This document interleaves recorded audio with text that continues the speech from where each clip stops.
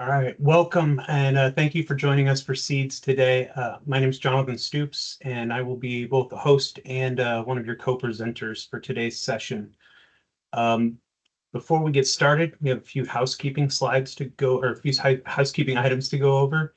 Please note that today's session is being recorded. When you enter the event, your microphone was muted by default. However, you're encouraged to type comments in the chat if you have questions or specifics. We're going to cover a lot of information today, but those comments and questions will be recorded, and we'll try to get answers to you as we go. Live captioning is enabled in Teams. The instructions are there, but go to More Actions, Language and Speech, and select your language of choice and click Confirm. And then finally, at the end of today's session, we will have a brief survey. Please take just 2 minutes, less than 2 minutes, to complete that survey. When we're done, we definitely want to hear what you loved, maybe what you didn't appreciate, and ideas for future topics. So please take some time to do that. As I mentioned, my name is Jonathan Stoops. I'm one of the learning management officers here in L&D in the Learning and Development Department. Been with the VBA 15 years, spent 8 years as a supervisor in the field, and the last more than 2 years now with L&D. So really excited to be here with you, but also to be co-presenting with absolutely an expert on time management efficiency and using tech in an effective way. And it's a former peer of mine, Mr. Brian Badgley. So Brian, you want to take a minute, jump on and introduce yourself? Yeah, thanks, Jonathan. Good morning, good afternoon, everybody. As Jonathan stated, I am Brian Badgley. I'm the Assistant Decision Review Operations Center Manager out here in Seattle, Washington. I've been with the VA for about 13 years and in my current position for about the past 5 years. I just want to say I'm really grateful to be here today and excited to share this topic with you all. I look forward to presenting not only today, but also over the next few weeks during the intersessions. I really encourage you to sign up for those.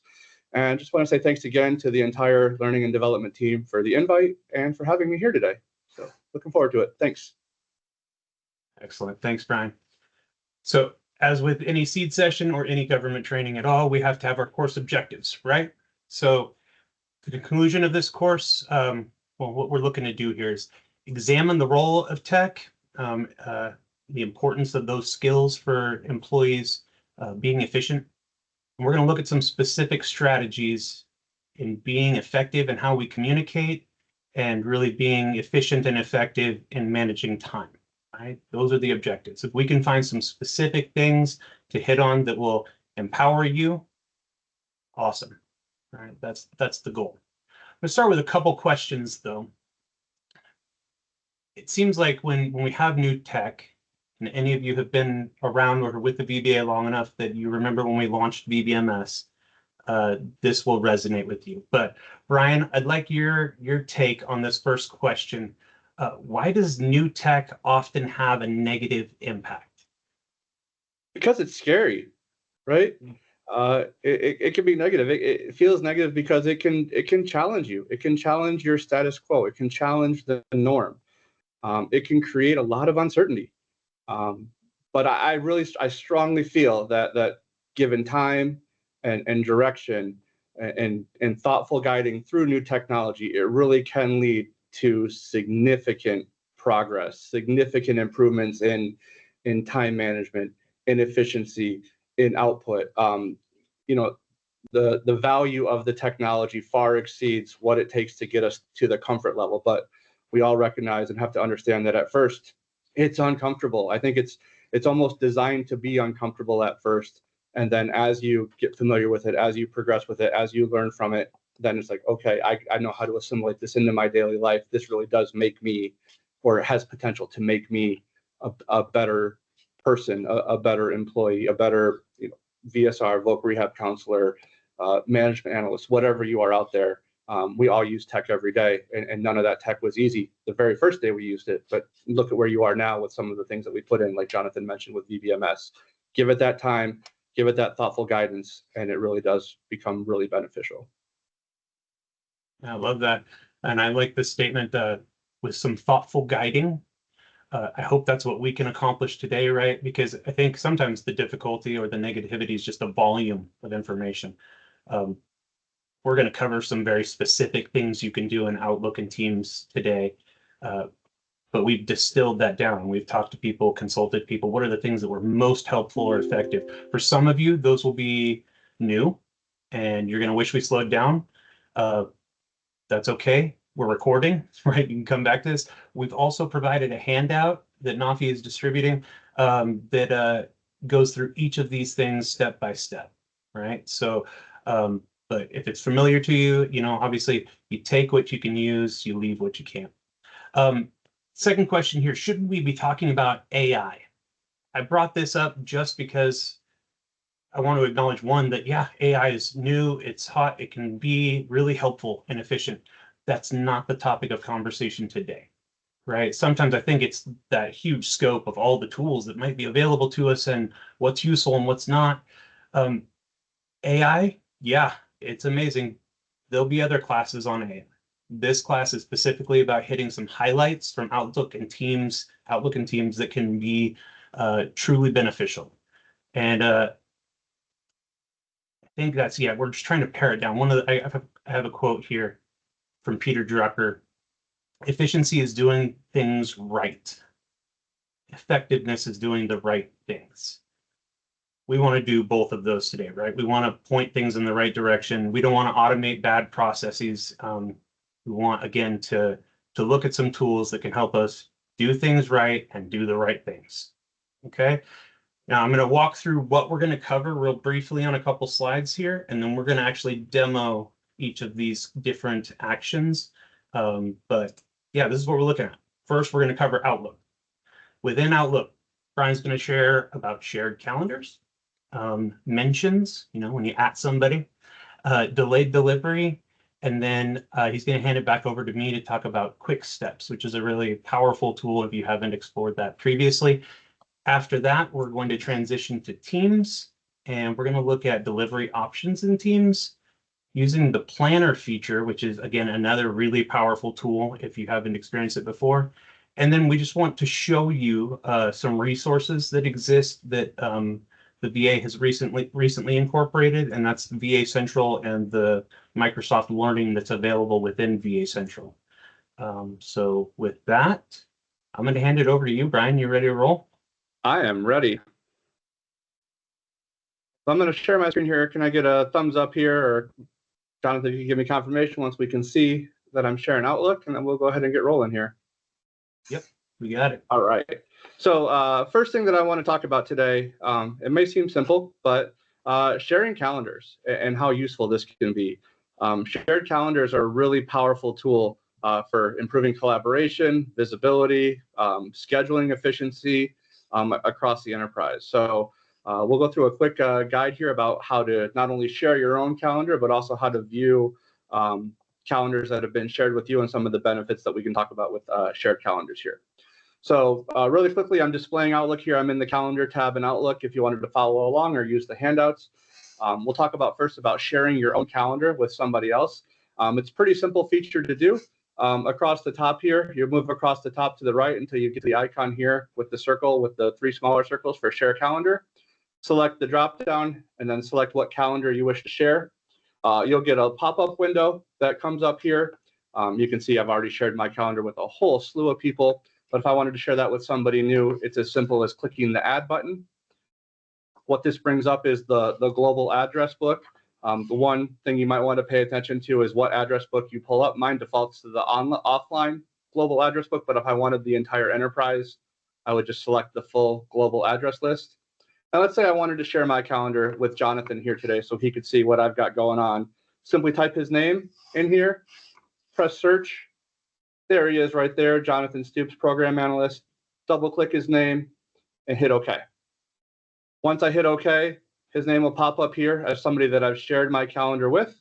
And my default is to share it all view and all details, but you can change that. And I really actually kind of highly encourage you to change that. There's different options of what level you can share with your calendar. And they're right here at the bottom here, the permissions. So you can have the most limited option where people can just simply see when you have times that are blocked out, where you're busy or where you're tentatively busy. You can give them a little bit more permission where they can see the titles and locations of your meetings, but they can't actually go in and access those meetings.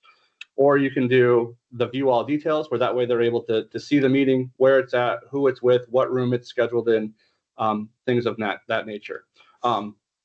There's 5 options. Those are the 3 that I would probably encourage everybody to utilize, one of those 3. These final 2 options, where it's can edit and delegate, you're actually giving people access to your calendar, to add items to your calendar, to remove items from your calendar, to forward invites.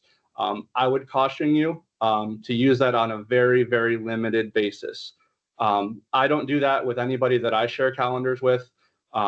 I could see the value to it if somebody was, say, like a member of the senior executive service, and you have an executive management officer who manages your calendar. Sure, that would be a good reason maybe to share that and give them the permissions to delegate or even edit your calendar. But for most people across VBA, sharing the details, sharing the titles and locations is probably where you want to limit yourself.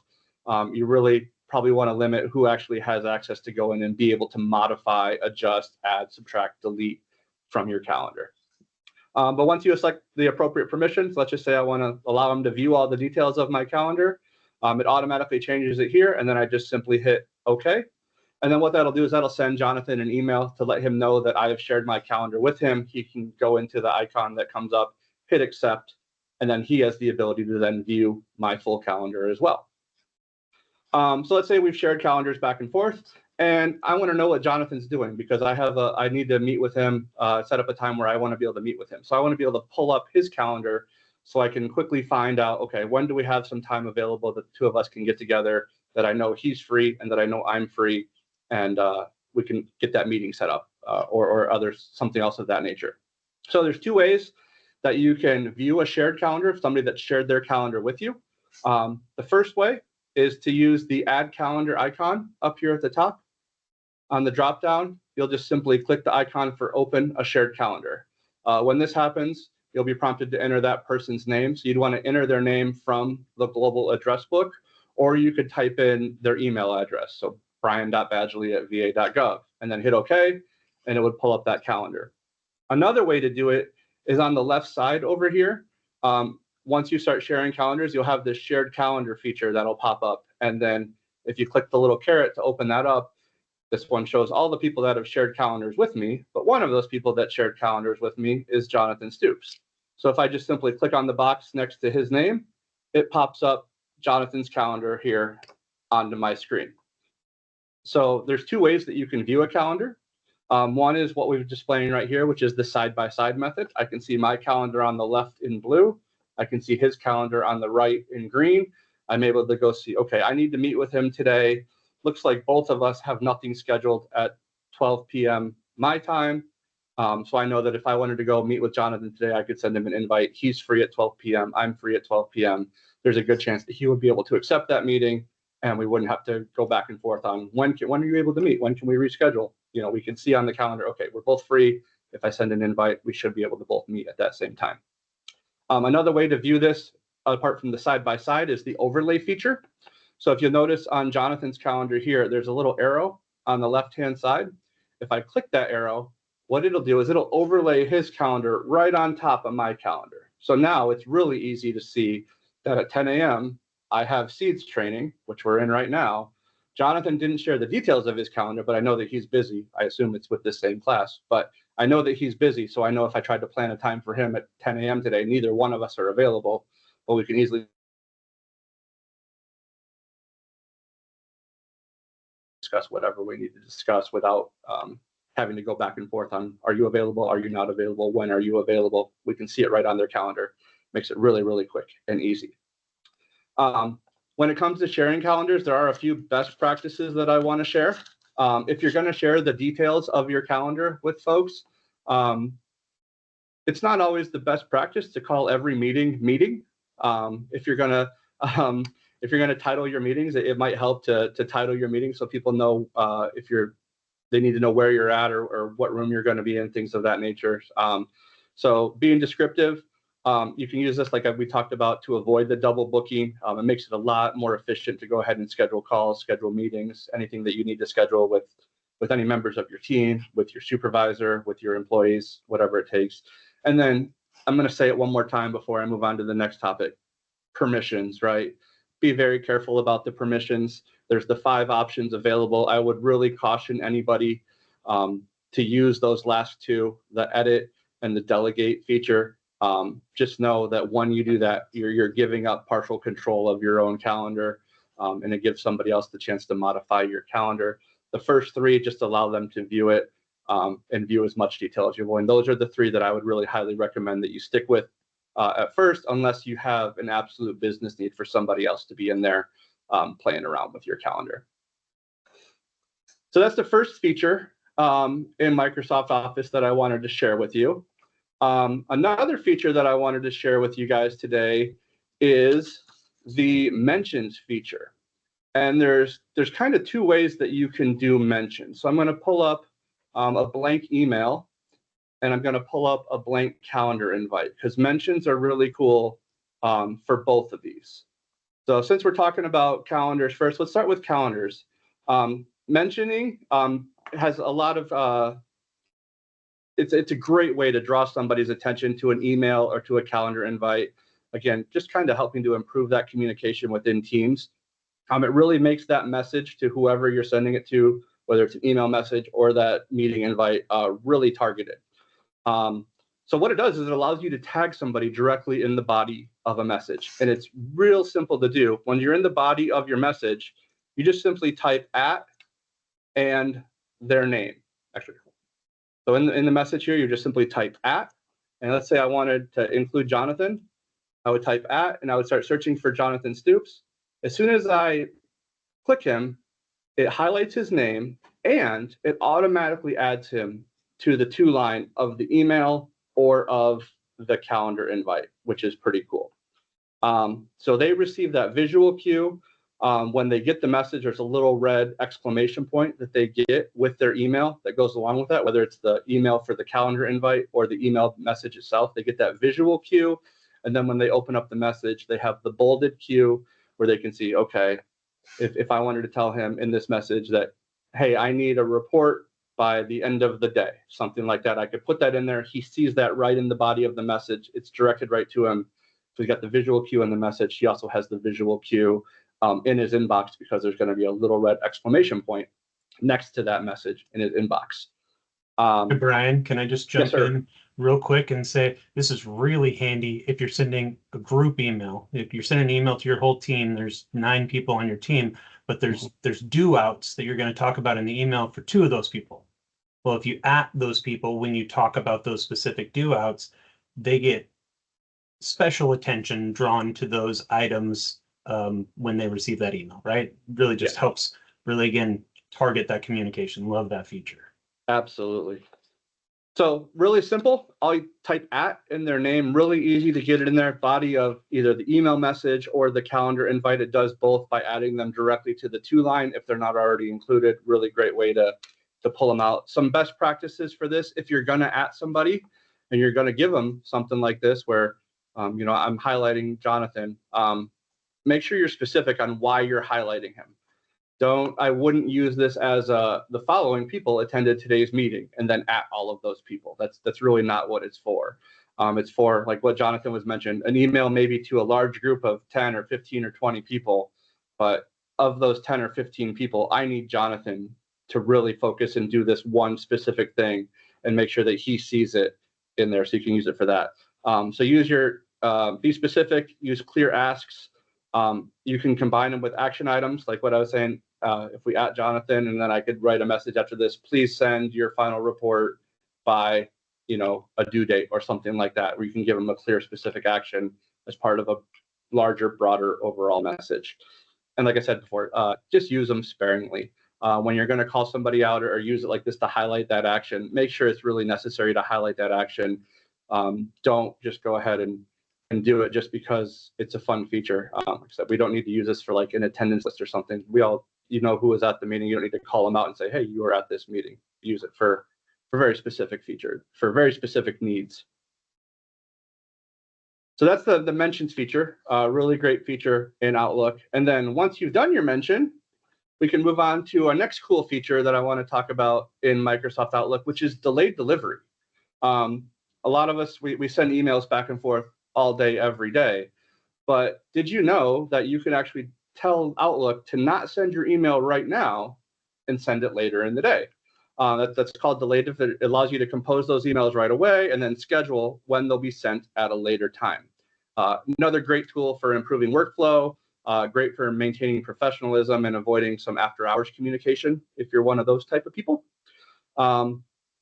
So how you do it, it's under the options tab when you're in your message. So I'm in my actual email message here to Jonathan, and under the options, there's a tab over here that you can highlight for delay delivery. So you'll click on delay delivery. So right now in Seattle, it's 10:20 a.m. Let's say I didn't want this message to go to Jonathan until noon today. So this box right here that's highlighted, do not deliver before, and today, August 5th, and then I can pick a time. And I can pick any time I want to. They default to the 30-minute intervals, but if you wanted to just override it and say I wanted this to go at 12:05, you can put in any time you want in this box, right? So once you enter that time in that box and you hit close, what you'll see is this stays gray up here at the top. So now if I were to go hit send right now, instead of sending this message right now at 10:21 a.m., this message will stay in my outbox until 12:05 p.m. today when I tell Outlook it should send the email. So it sits there in your outbox. You'll see it in your outbox. It just won't move until the time comes, and then at that time it'll send the email. So what happens is say, okay, I go in and I click send, and then I'm like, oh shoot, I didn't mean to send that, or I need to go make further adjustments before that email goes out. You can always go back to your outbox, select the email again, and then make any edits you want to before it delivers. You can also go in and delete the message before it sends. So let's say I'm waiting on a report from Jonathan that's due at noon, and this email that I was going to send him is, Jonathan, you're overdue. Please send me your report ASAP. But then I get that report from him at 11:59. I can go back before this sends and I can delete this message, and then it's like it never happened. It won't send the message. It's completely deleted. And you can go make those adjustments even after you've hit send here, because you selected delay delivery, it'll still sit in your outbox. So you can use this great feature for things like time sensitive information. An example when I like to use it is I like to follow up verbal conversations in writing a lot. Let's say I meet with my team, and let's say I have new overtime guidance or something that I need to put out to the team. So I'll have a meeting with my team and say, hey, everybody, we've got new overtime guidance. Here's the guidance as it's been amended. I'll follow this up with an email so you have everything in writing for your reference. If I know I'm going to have that meeting, say at 10:30 this morning, I could actually compose my email to my team and get it all ready, do delayed delivery, and have that send at 10:35 this morning. So I can go have that meeting. And while I'm actually conducting the meeting, maybe it's an in-person meeting, I'm in a conference room or a classroom conducting that meeting, my Outlook is doing the work for me to actually send that email to my team. So I can give them the guidance verbally during the meeting.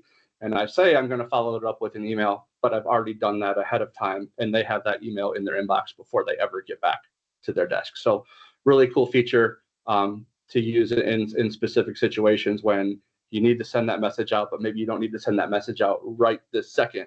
And it's better than saying, okay, I've written everything, remind myself to go back and send this before I log off for the day, and then you forget to do that. In this way, with delayed delivery, there's no chance of forgetting. You get your message composed, you put in the time that you want it to send, and Outlook does the rest, with the one caveat that Outlook has to be open. So if you want to send a message at 7 p.m. tonight after you've already left for the day, you have to make sure the Outlook is still open and active on your system. If you close Outlook, it won't send until you reopen Outlook again. That's the one caveat to delayed delivery. You just got to make sure the Outlook actually is open. And as long as Outlook is open and running and you've selected delayed delivery, it'll deliver it right at the time that you specify that delivery to go to. So those are the three features that I wanted to share in Outlook. I do want to turn it over to Jonathan to talk a little bit about the quick steps feature. So I'll stop sharing my screen, and Jonathan, you want to go ahead and take over? Yeah, perfect, Brian. Thank you. So quick steps. This is one of my favorite features. I love this. If you're not familiar, it's a really powerful tool. You can do a lot with it. I'm just going to show you some basic use case scenarios, but I've got my Outlook open here. Just open to my home page with my my inbox. Inbox isn't actually open, but this is the home page, right? So that bar across the top. Now I've blown this up so that it's a little bit easier for you guys to see, but normally I would be able to see my quick steps here on the bar, but because it's blown up, I have to click these three dots over here, and you'll see down there is quick steps. If you don't have that on your quick access bar up there, oops, go my camera. If you don't have that, I didn't for that to go away. There we go. Up here in the search bar, you can search for quick steps. And super simple. Now I have quick steps that are already built. So I'm going to show you one of those just so you see how this works. I'm a learning management officer. We do a lot of on-demand trainings, right? And those, my boss assigns me a training. Hey, we've got a training request. It's for DISC. I need you to reach out and set up a meeting to determine what exactly they're looking for and what their needs are as a team. So I have an email I need to send that's pretty much, I mean, it's lengthy with a lot of questions that we want them to consider going into the meeting. Well, I get assigned that. I just click over here, training needs. And boom, there's my pre-scripted email. It's got some stuff I have to fill in, like the day and date and time that we're gonna set up this meeting. It's already CC'd to my boss, and there's a subject. So instead of having a Word document with this script in it that I copy over, every time, or or an email that I go back and keep forwarding over and over again, it's built out as a quick step. Hit the button, ready to roll. Right. So that's what it can do. A very simple example of what it can do. It can do a number of things though. So I'm not going to send that, but I want to show you how we can create these quick steps. So instead of going to quick steps and seeing my big list, I'm going to go to manage quick steps. Now this brings up my quick steps that I already have that are over here. Some of these go all the way back to when I was a coach, but I can click on one of those and edit it, or down here, I can create a new quick step.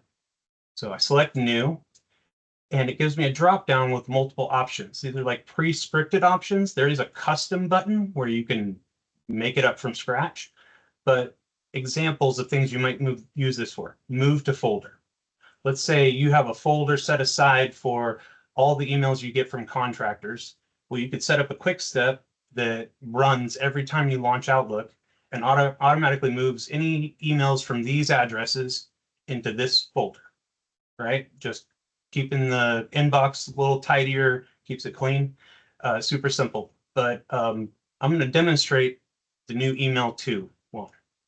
So I select that option, give this quick step a name.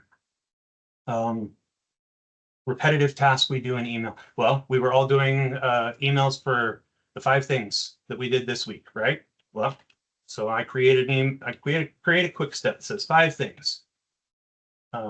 Who's this message to? Well, for this example, I'm gonna, expand. Sorry, there are lots of options. You could just put 2, and then if I hit finish and I click on that, it's going to bring up a blank email to that person. But if we hit options, it actually expands what we're able to do. So I'm going to add my 5 things email is going to be to Brian.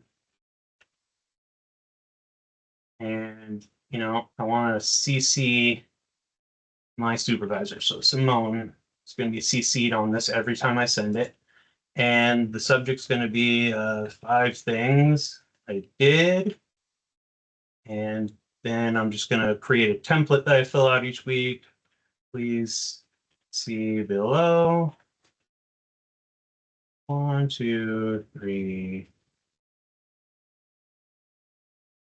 And if you want, I could create a shortcut. If I wanted to hit a specific button series to make this pop up right away, that's an option. But I don't usually use the shortcuts. I just go to my quick steps and select the item, but hit save. And now I've got a new quick step. There it is. So I go up here and go to my quick steps. And there it is, 5 things. Select it. And boom, ready to roll. I fill in the pertinent information, hit send. Just a real easy way to streamline and automate repetitive tasks. So a fun exercise is to think about all the things you do on a regular repeating basis in Outlook, and then look at quick steps. Is there something you could do? Is there a quick step you could create that would make that process much simpler? All right. And with that, Brian, I think we're ready to move to Teams, and I'm going to hand it back to you. All right. So we talked about mentions and delivery options in Outlook. Why not talk about mentions and delivery options in Teams as well? Because there are some different ones that we can use. Mentions in Teams work very similar to the mentions in Outlook.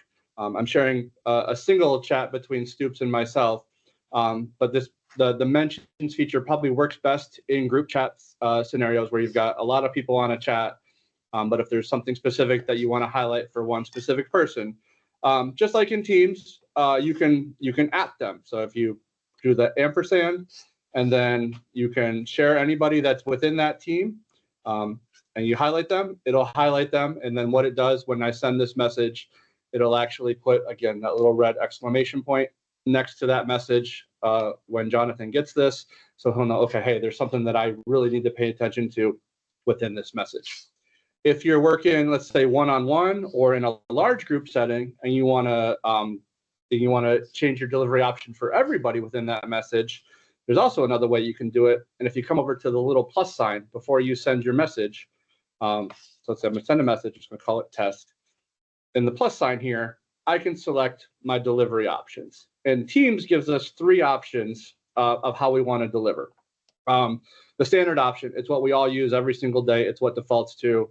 If I have that, it'll send the message to a single person or to the group, whatever the chat is. They'll get the notification in their own Teams window. The chat will get bolded and they'll know, okay, I've got a new message within that chat. If I want to mark a message as important, I can select the important task. And what that'll do is it'll put important in bold at the top of the message. And what it'll also do is send them a visual notification in their Teams home window. Once I send this, it'll put that little red exclamation point in there so they can see, okay, not only do I have a new message, I have a new message that's labeled as important. The last one is the urgent message, okay? So we'll select urgent, and what this does is it puts urgent at the top of the message, and then it sends a notification to that person or to that team every 2 minutes for the next 20 minutes. So it's a better way to make sure that they actually receive that message. Again, there's benefits to using the delivery options, and there's some cautions to using those delivery options. If you mark every message as important or urgent, nothing becomes important or urgent, right? So caution, again, is just use these sparingly and use these at a time when you really need to call out either somebody specifically in a group message by mentioning them, or changing your delivery option to either important or urgent, really only when that matter is important or urgent. If you're, like I said, if you're sending a message to a person on your team or to your supervisor, and every single time you send them a message, it's important, they're eventually going to look at you and be like, Brian, what are you doing? Like, you tell me everything's important, but all your message says was good morning. Was that really that important? So use them sparingly, use them for the purpose that they're intended to use. And if you do that, they really can be a great tool to help call attention, whether as part of a group message by mentioning somebody, or in an individual message when you really need to make sure that the recipient sees that message and is able to take appropriate action or react to whatever message it is that person has to see.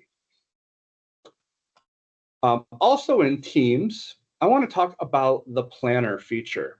Planner feature is really cool for group collaboration, for project management. It's just a really powerful tool that we can use to organize our work. It gives us a visual organization. We can use it to assign tasks. We can use it to track progress. If we do that correctly, we may even be able to boost some productivity using the planner tool. So I want to give a very quick demonstration of what this tool is and how it's used on a very, very low level, just knowing that there are a ton of features in Planner that are available that I'm not going to discuss today, but as you get more familiar and you play around with it, you're going to be like, wow, this is really cool. This could really be helpful for myself, for my team, for the agency, however you choose to use it.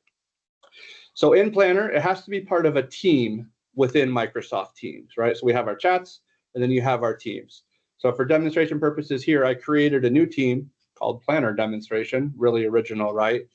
And in here, I want to show you how you could utilize Planner as part of a team. So right now, this team consists of me and Jonathan, not a really big team, but still a pretty cool team nonetheless. If I want to create the Planner feature in here, once I'm within my team, up at the top here, in this little plus sign, I can hit that plus sign. It opens up the pop-up window. And mine, I have it up here already because I've used it. If you don't already have the Planner icon at the top, if you just simply type in Planner in the search bar, it'll come up. But you're looking for the purple, pink, and blue icon, and you'll just simply click on the Planner, and it'll walk you through creating a new Planner as part of this team. So default home screen, just go ahead and hit save here, and then it'll get to you to start creating the team. So as it creates it, I'll get a new pop-up, and it'll ask me, do I want to create a brand new plan for our team, or do I want to add to an existing plan? So I haven't created any yet, so this is going to be a brand new plan, and I'll walk you through creating a brand new plan from scratch here. So hit the purple button, and then it gives you the cool features that we're not going to talk about today. All these different templates are available of different ways that you can utilize this that are already pre-built, and you can use these templates as a basis to start, and then you can modify them any way you want to make this planner feature really effective for you and your team. I'm not talking about any of those templates today. I'm going to stick with basics because I just want to go through some basics about what we do in Planner, how to add tasks and things of that nature. So I'm just going to start with a blank plan, right? And I'm just going to call this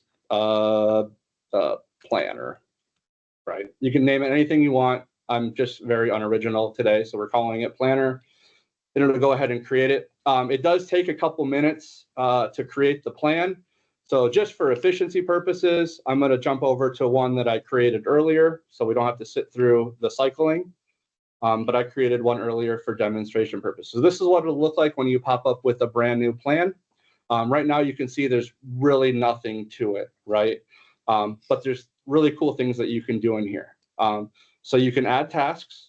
So you can add tasks for yourself. You can add tasks for other members of the team. And then you can add new buckets. And we'll talk about each one of those. We'll start with the tasks. If I want to add a task, let's say me and Jonathan are a member of this team. I need him to do something as part of a project we're working on or a regular recurring task, whatever it is. I can create a task here and just call it test for demonstration purposes. So I can name the task whatever I want to name it. I can assign a due date. So let's say I want this for tomorrow, and I can assign who it's to. And I just simply start typing the name of who I want this to go to. And there's Jonathan. Right now, Jonathan's not a member of this plan, and it says right there, non-member. So this is also a really cool feature. As soon as I click on him, Teams is like, hold up, Brian, he's not a member. Do you want to add him? Yeah, I absolutely do. So then I go ahead and hit assign and add, and now Jonathan's been added, and we can see the plan that was considered. I'll finalize it by hitting the add tab, or sorry, there it is. So there's the test task that I just assigned Jonathan. Once I've assigned it, we can open it up, and now we can really have some fun with it, and we can start to modify what we want to do. So just so everybody knows, cool. Even though he's just doing this as a test, I just received both a Teams and Outlook notification that I'd been assigned a task by Brian. Yep, so instant notification too, and then as the updates, it'll also share those. So in here, we can make some changes. So let's say this is assigned to Jonathan, and let's pretend I'm him now. I've opened up this task that's been assigned to me, and I can see, okay, here's what we've got. If Brian was a good person, he would have given some description in here about, okay, here's what this task is for, here's what we need. Here's what we're looking to accomplish by this task. If it's a shared task between him and I, we can create a checklist. So let's say we lay out items 1 through 6. Jonathan, you're going to take items 1, 3, and 5. I'll take items 2, 4, and 6. And we can track our progress in here as well. Let's say whoever's sponsoring us or whoever we're working for on this project wants to know how we're doing. We can let them know that, hey, we're not done yet, but our task is in progress and we're working on it. And then they can come in here and they can see what we've done. If we want to leave comments to ourselves, notes back and forth to each other. Hey, did you see this data shows this? That's a little weird. What do you think? You can leave those kind of comments within the task.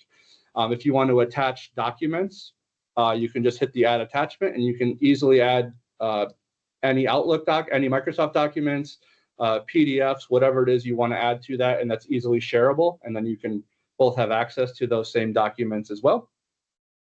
And then if we exit out of the task, what we can do is, as we're doing this, we can create buckets. So if we have somebody that's kind of checking in on us, watching what we're doing, we can create buckets within the planner to really let them know where we're at. So I've got my first bucket, the default one, which is our to-do list. If I wanted to create a new bucket, just simply add it. And let's say I want to name this one in progress. And I can spell it right, in progress. So I can create that bucket. And let's say I want to add a third bucket that says complete. So now when I get back into my task, I can move the bucket from the to-do list. So now I'm in progress. I can move it over to my in progress bucket. And you'll see that task now just slides right over. So we have visual cue of what's going on with whatever we're working on. We have details when we look in there of exactly what we're doing. We're able to share files. We're able to share notes. We're able to collaborate really easily within the planner. And then we can also track the progress as it goes from our to-do list to our in progress list to our complete list. And you can create any other buckets that you want to have in there to help track yours as well. If you want to look at, okay, within this team, I've got a whole bunch of different assignments. There's a little calendar feature here where you can hit the view schedule. And once you assign a due date, it'll start popping up and telling you, hey, you've got something due on this date. And then you can go ahead and look at it at the calendar, or supervisors can use that to track progress of their team, or executive sponsors can use that as well when they're looking to track progress of whatever project it is that they're overseeing. So really cool features there. So this is really great for working within this one team. But let's say, hey, I'm on a whole bunch of different teams and I've got a whole bunch of different projects going on and I've got a whole bunch of different tasks. Brian, is there a way that I can see that all at once? There is, and it's really easy to do. So in Teams on the regular menu side, everybody has 3 ellipses here somewhere, depending on what icons you have viewed, but find those 3 ellipses, you click on it, and then you'll click on the planner feature within those 3 ellipses.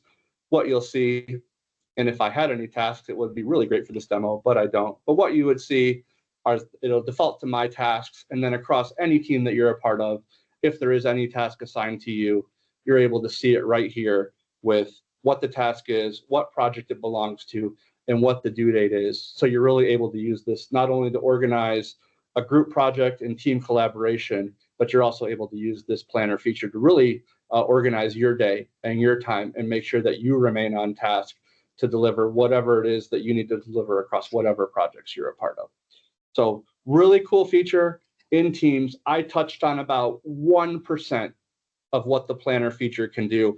I'm really excited to talk to you guys all in the intersessions, for some of you that have used this maybe, to maybe show us really what planner can do and how you've used it in the past. So over the next couple of weeks, really excited to talk to you all about that and see what your input is on some of these features that we shared to us today.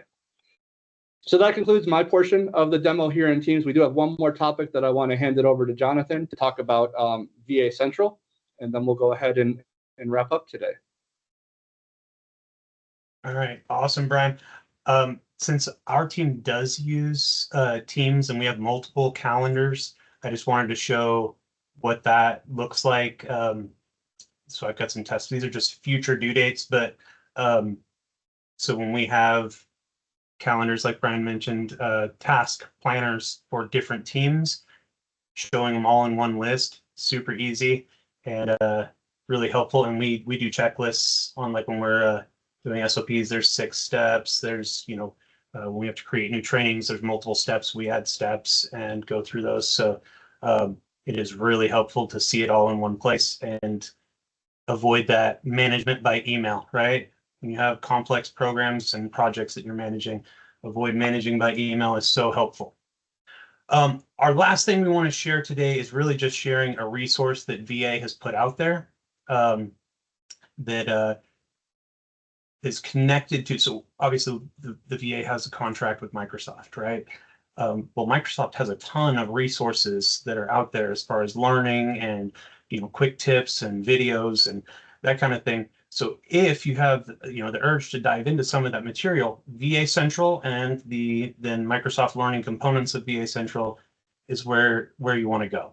So I'm going to drag that VA Central over here to the screen I'm sharing. So this is VA Central, and it's an integrated app that has a ton of stuff going on. And it's worth exploring. There's a whole explanation here and FAQs about what it is and what it can do. But what I really want to point you to is this M365 roadmap. So if you go to the sorry, that's not right. The resources, M365 learning pathways. Tons of resources available to you to explore training or tips on all the different 365 applications that are available to us through that contract with Microsoft. And a lot of this content is developed by Microsoft themselves. So there's some really handy and helpful learning items here that you can spend some time diving into. So again, it's just a resource. The links are in the PowerPoint that'll be distributed as a PDF. Yeah, that's it. So hopefully we've covered some stuff that you guys will find interesting, learn some new things. For many of you, it may be that we've covered stuff that's old hat. Either way, I hope that means you will join us for the new seed structure, right? So we have intersessions. So today's the first Tuesday of the month. We're going to have 3 intersessions these upcoming Tuesdays. Once you receive TMS credit for attending this class, or for those who are watching the video, once you get that certification process done and get a Word TMS credit, you're eligible to then sign up for one of the intersessions that are coming up in the next 3 weeks. We hope those intersessions are an opportunity to discuss best practices. We're not wizards. We don't know all the answers. Maybe you guys have more insight or tips or expanding on one of the things we've shared today, how it's really helpful for you if you also do this or something along those lines. But yeah, you need the TMS credit. Once it's there, you'll be able to sign up, and Nafi, our esteemed Seeds program manager, will be sending out an email once you've been awarded credit and you have that opportunity to sign up for those intersessions. So the TMS number will be in the email that she sends out. There are limited spots in the intersessions because we want those sessions to be more interactive and more, give and take. We're normally limiting those to 25 participants. I think we may have gotten around that to up it to a few more for these sessions because there was such a large interest in this. But Brian and I will be in those sessions, and it's an opportunity for us to really just get with you and look at other ideas, explore, answer questions you may have that we don't get to today. And yeah, just take it a little bit deeper as far as the learning process. Yeah, please consider those. I'd love to hear from you. If this was all brand new and you're like, oh my gosh, that was really fast, come to the intersession. If this was all old news for you and you're like, I knew everything that you talked about today, come to the intersession because I want you to teach me something during those intersessions. So I would love to see as many of you as we can over the next few Tuesdays. Okay, before we open it up to questions, I know Nafi, you did drop the survey in the chat. Do you want to mention anything or? Yeah, I just want to, again, just show Brian and Stoops some love in the chat. I mean, this was great. There's some things that I definitely need to talk to Stoops about on the side that he does that he did not share with me. But yes, this was great. So again, like Stoops mentioned with the intersessions, we will have 3 opportunities for all of you to come back and ask those questions. I did have some notes taken for some questions that I saw in the chat. So for the sake of time, we won't answer those on this call, but again, in the intersessions, they will be available for that. I will up the seats for this intersession because it was such a big class to 40 seats. So once I send the email out to register for intersessions, if you have any questions, please reach out to me directly. I am your POC for all things seeds. And then lastly, please just take that survey that I've dropped in the chat to really let us know what you thought about this course. I already saw a question about having a follow-up to this course, and I 100% agree that in FY26, we will come back and circle back on some more helpful tips about being tech savvy in our workspace. So again, I thank you all for joining today's seed session, and we look forward to seeing you at the intersessions. Take care, everybody. Thank you.